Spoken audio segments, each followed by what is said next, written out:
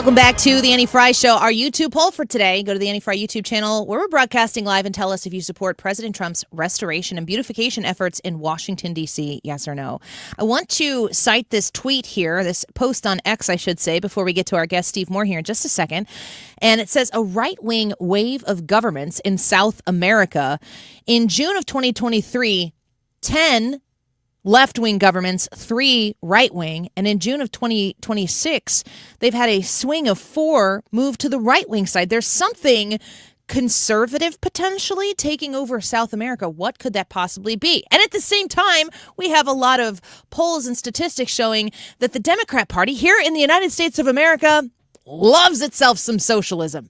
This seems a little bit upside down. What's going on? Steve Moore probably has something to say about it, co-founder of the Committee for Prosperity, host of More Money, and author of The Trump Economic Miracle. Steve, happy Monday. Welcome back. Hello. Good afternoon. Good afternoon to you, too. Are you paying attention to what's going on in South America? Something's shifting down there, it looks like. Oh, hi. I lost you there for a second. Can you hear me now? Yep. Can you hear me okay, Steve? Yeah, yes. Now I hear you loud. It's pretty amazing that you have Colombia just elected a pretty conservative, free market oriented government with a businessman leading that party, just like we've got a businessman leading our country. And then you've got obviously what's happening in Argentina. Everybody's paying attention to Javier Milei, who is the ultimate free market libertarian who's just completely taking a bulldozer to big government and a chainsaw. And then you have other countries as well that have been moving in that direction. And one of the most interesting ones, Annie, is Cuba. Now, we've had false starts with Cuba the last 60 years, but it looks like, Cuba's economy is in such wreckage under communism that they are now opening up a little bit. And what they need in Cuba is libre, a little liberty, a little freedom. And that could come. And there's a very famous scene. I think most of your listeners have seen it. In Godfather 2, where Michael Corleone is in Cuba during the when the Castro forces were taking over, and Michael Corleone is in Havana, and he says, these rebels could win. And of course, that's what happened. And then it became for 60 years, it became the time. The place that time forgot. If you go back to Cuba now, you're going to see people driving around cars like they were built in the 1950s because nothing was built there. But now there's a big liberation movement. They're very pro-America. The number one song in Cuba right now is Cuba Libre, which means liberate Cuba. And can you imagine how rich Cuba would be with those beautiful beaches, a well-educated public, if they just moved to free markets, if the communism destroyed that country? By the way, that place that has the most communism now may be New York City. Oh, yeah, that's so sad to hear. Steve Moore speaking with us right now. We're seeing that other countries are testing the benefits of a more free market system. Right, Why is it that the American Democrat Party has no interest, a waning interest in capitalism, an exploding interest in socialism? Are they being lied to, deceived, or are they just stupid? Maybe a little bit of all three of those. I mean, it's hard to know. I mean, because the one lesson that we, should have all learned in school was that communism and socialism don't work. This is not heaven on earth. People are guided by their self-interest, and we want to make sure when they're guided by their self-interest, they play by the rules, but also they build great companies, and that's what's happened in America, and that's why, we have high employment in this country. But you see, Chicago being destroyed by Brandon Johnson, a socialist, and New York City being destroyed by a socialist and Zoran Mandami. And then the same thing, in Los Angeles, they have these elections coming up, and for the mayor of Los Angeles, and it's like choosing between Tweedledee and Tweedledum. I mean, they're both terrible candidates. Seattle, same thing. And those cities, those great American cities, I don't know what's going on in St. Louis, but so many of our great cities are being ruined by these progressive, so-called progressive candidates. Yeah, we in St. Louis, the last mayoral election we had, I think that St. Louis made of the two Democrats to choose from the better choice. And Kara Spence, our mayor here, has been focusing on things I think that are a little bit better for the city. But you'd like to be able to see a city like St. Louis and all these other cities thrive. Yeah. And it doesn't seem like socialists or the policies that tend to lean to the fiscal progressivism. It's not what they're there for. So, when I worked at the Wall Street Journal, which was about 15, 20 years ago, I was working half-time in Manhattan. And that was right about the time, Annie, that Rudy Giuliani was elected mayor.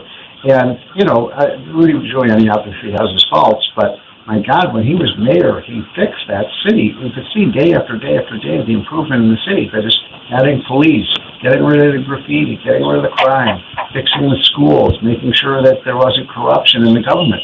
And, it just breaks my heart to see here we are, 20 or 30 years later, and they're headed right back in the direction they were before all those reforms took place. So my point is, these cities can be resurrected in a big way. San Francisco now has a pretty good mayor after a terrible mayor, and it's making a comeback. So bad leadership leads to bad cities, but good leadership can really resurrect our cities. And I pray that happens because I love America's big cities and I want them to succeed. Yes, they're thirsty for it. They're ready for it. Absolutely. Steve Moore speaking with us right now.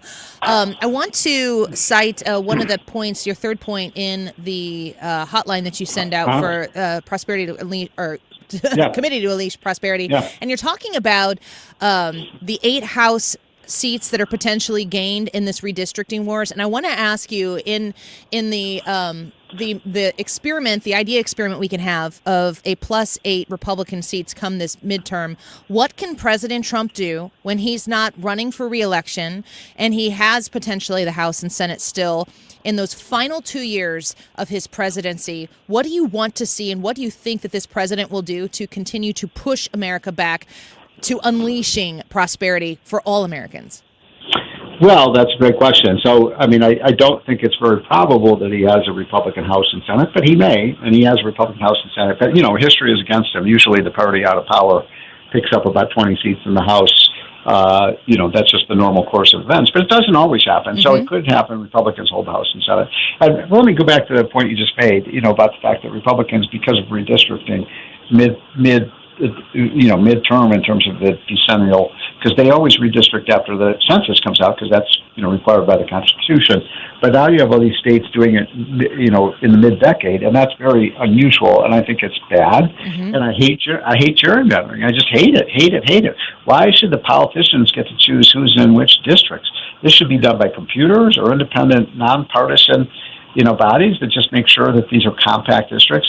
You've seen the maps of Illinois. My gosh, you've got some districts that go 150 miles long. These people don't even live anywhere near each other. So I hate it. But both parties are playing the game right now, and it turns out the Democrats are losing that game because Republicans are could pick up a net 8 seats from the redistricting more than the Democrats will. So that's the current situation. It certainly will help the Republicans in their efforts to save the House, but I don't know if it's going to work. Last question before we let you go. We're speaking with Steve Moore, the co-founder of the Committee for Prosperity. I wanted to give you the opportunity. One of our listeners commented this as well as they were listening and knowing that you were coming on. They wanted to give you the opportunity to talk about Alan Greenspan dying yesterday at the age of 100. Yeah. Talk to us about Alan Greenspan's legacy here in the United States.